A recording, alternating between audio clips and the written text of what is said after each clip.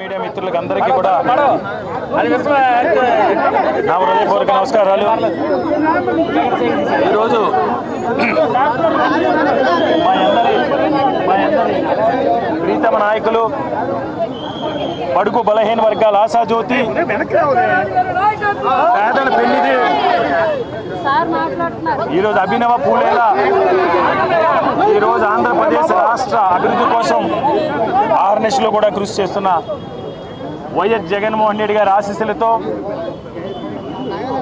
మా నియోజకవర్గంలో ఉన్న వైఎస్ఆర్ కాంగ్రెస్ పార్టీ కుటుంబ సభ్యులు, విశాఖ ఉత్తర నియోజకవర్గ ప్రజలు ఆదరాభిమానాలతో పెద్దలు గురుతుల్యులు వైవి సుబ్బారెడ్డి గారి చేతుల మీదుగా ఈరోజు వైఎస్ఆర్ కాంగ్రెస్ పార్టీ తరఫున విశాఖ ఉత్తర నియోజకవర్గ శాసనసభ్య అభ్యర్థిగా ఈరోజు నామినేషన్ వేయడం జరిగింది.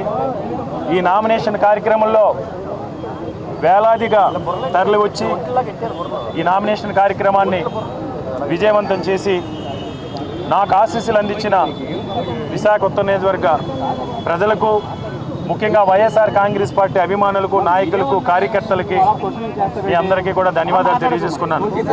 ఎందుచేతంటే ఈరోజు నాకు జగన్మోహన్ రెడ్డి గారు రాజకీయంగా జన్మనిస్తే ఈరోజు జగన్మోహన్ రెడ్డి గారి ఆశీస్సులతో ఈ నియోజకవర్గాన్ని అభివృద్ధి చేయడం కోసం నాకు అడుగడుగునా కూడా సహాయ సహకారాలు అందించి నాకు రాజకీయంగా పునర్జన్మ వచ్చే విధంగా సహాయ సహకారాలు అందించిన వైఎస్ఆర్ కాంగ్రెస్ పార్టీ కుటుంబ సభ్యులందరికీ కూడా నేను శిరస్సు వంచి ఈరోజు ధన్యవాదాలు తెలియజేసుకుంటాను.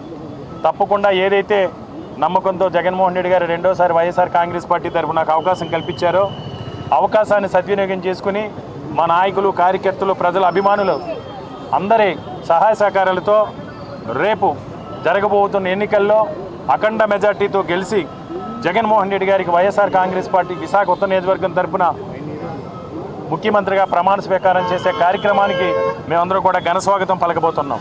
ఎందుచేతంటే ఈరోజు ముఖ్యంగా ఉత్తరాంధ్ర ప్రాంత ప్రజలందరూ కూడా గుర్తుపెట్టుకోవాల్సింది, ఉత్తరాంధ్ర ప్రాంత అభివృద్ధికి కట్టుబడి ఉన్నది ఒక వైఎస్ జగన్మోహన్ రెడ్డి గారు మాత్రమే. జగన్మోహన్ రెడ్డి గారి వల్ల మాత్రమే ఉత్తరాంధ్ర ప్రాంతం అభివృద్ధి చెందుతుంది. ఉత్తరాంధ్ర ప్రాంతానికి తీరను ద్రోహం చేసిన నాయకుడు చంద్రబాబు నాయుడు 1995 నుంచి 2004 వరకు కూడా హైదరాబాద్ అని ఎవరైతే చంద్రబాబు నాయుడు బినామీలు ఉన్నారో, ఎవరైతే చంద్రబాబు నాయుడు బినామీలుగా చలామణి అవుతూ ఫిలిం ఇండస్ట్రీలో పెద్దలు ఉన్నారో వాళ్ళు 1994-90 ప్రాంతాల్లో కొనుక్కున్న వేలాది ఎకరాల భూముల విలువ పెంపే లక్ష్యంగా 95లో ఎన్టీ రామారావు గారికి వెన్నుపోటు పొడిచి 2004 వరకు కూడా ఈ హైదరాబాద్ పేరుతో హైదరాబాద్ పేరుతో ఉత్తరాంధ్ర ప్రాంతానికి తీరని అన్యాయం, ద్రోహం చేసిన నాయకుడు చంద్రబాబు నాయుడు. మళ్ళీ ఈరోజు తర్వాత 2004లో రాజశేఖర రెడ్డి గారు ముఖ్యమంత్రి అయిన తర్వాత ఉత్తరాంధ్ర ప్రాంత అభివృద్ధికి ఆయన బాటలు వేస్తే దురదృష్టవశాత్తు ఆయన అకాల మరణం చెందిన తర్వాత మళ్ళీ 2004 నుంచి 2014 నుంచి 2019 వరకు కూడా మళ్ళీ అప్పుడు హైదరాబాద్ అన్నాడు, ఇప్పుడు అమరావతి అని ఈ ప్రాంతానికి ద్రోహం చేశాడు. కాబట్టి అందరినీ కూడా నేను ఒకటే విజ్ఞప్తి చేస్తున్నాను, విశాఖపట్నంలో నగరున్న ప్రతి ఒక్కరూ కూడా రేపు జరగబోతున్న ఎన్నికలకి మన భవిష్యత్తుకి మనమే బాటలు వేసుకోవాల్సిన అవసరం ఉంది. ఎందుచేతంటే ఒక వైఎస్ జగన్మోహన్ రెడ్డి గారి వల్ల మాత్రమే ఆంధ్రప్రదేశ్ రాష్ట్రం అభివృద్ధి చెందుతుంది. ఈరోజు మనం చూసాం, పరిపాలనా దానికి ప్రతిపాదించిన తర్వాత భోగాపురం ఎయిర్పోర్ట్ కానీ, మూలపాడి పోర్టు కానీ, ఇన్ఫోసిస్, అదాని డేటా సెంటర్ కావచ్చు, ఇన్ఆర్బిట్ మాల్ కావచ్చు, రహేజా ఐటీ టవర్ కావచ్చు, రహేజా కాన్వెన్షన్ సెంటర్ కావచ్చు, ఈరోజు వేలాది కోట్ల రూపాయలు పెట్టుబడి, ఈరోజు జిందాల్ ఎంఎస్ఎంఈ పార్కు కావచ్చు, ఈరోజు వేలాది కోట్ల రూపాయలు, లక్షలాది కోట్ల రూపాయలు పెట్టుబడులు తీసుకొచ్చి ఈరోజు ఉత్తరాంధ్ర ప్రాంతాన్ని సస్యశ్యామలం చేయడానికి ఈరోజు జగన్మోహన్ రెడ్డి గారి సంకల్ప బలంతో ముందుకెళ్తున్నారు. కాబట్టి అందరినీ కూడా నేను ఒకటే విజ్ఞప్తి చేస్తున్నాను, ఈరోజు మీ ఒక్కసారి ఆలోచన చేయండి. చంద్రబాబు నాయుడు ఎప్పుడు కూడా ప్రజలు కష్టాల్లో ఉంటే మాత్రమే రాజకీయాలు చేయగలుగుతాం అనుకునే చంద్రబాబు నాయుడికి తొత్తులుగా ఈరోజు ఒక జాతీయ పార్టీ, ఒక లోకల్ పార్టీ, ఈ కూటమి ఏ విధంగా 2014 నుంచి 2019 వరకు కూడా ఏ విధంగా మనకు ద్రోహం చేసిందో ఒకసారి మీరందరూ కూడా ఆలోచన చేయండి.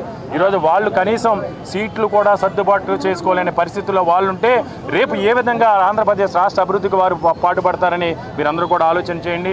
ముఖ్యంగా విశాఖ ఉత్తర నియోజకవర్గానికి సంబంధించి గడిచిన 2014 ఎన్నికల్లో ఇదే కూటమి తరపున పోటీ చేసిన బీజేపీ అభ్యర్థి మళ్ళీ కూటమి తరపున ఈరోజు పోటీ చేస్తున్నాడు. ఆయన ఏదోదో మాట్లాడుతూ ఉంటాడు, నేను 32 గంటలు మాట్లాడాను, 33 గంటలు మాట్లాడాను. నేను నాపై పోటీ చేసే అభ్యర్థిని ఒకటే ప్రశ్నిస్తున్నాను, 2014 నుంచి 2019 వరకు నువ్వు ఎమ్మెల్యేగా ఉన్నప్పుడు ఒక ఉపాధి కల్పించే ₹1 కోటి పెట్టుబడినైనా విశాఖ ఉత్తర నియోజకవర్గానికి తీసుకొచ్చావా? ₹1 కోటి కూడా బీజేపీతో మాట్లాడి పెట్టుబడులు తీసుకోలేనే నీకు జగన్మోహన్ రెడ్డి గారి పేరెత్తే కూడా అర్హత కూడా లేదని నేను ఏదైతే నాపై పోటీ చేస్తున్న బీజేపీ అభ్యర్థికి నేను ఈరోజు హెచ్చరిస్తున్నాను.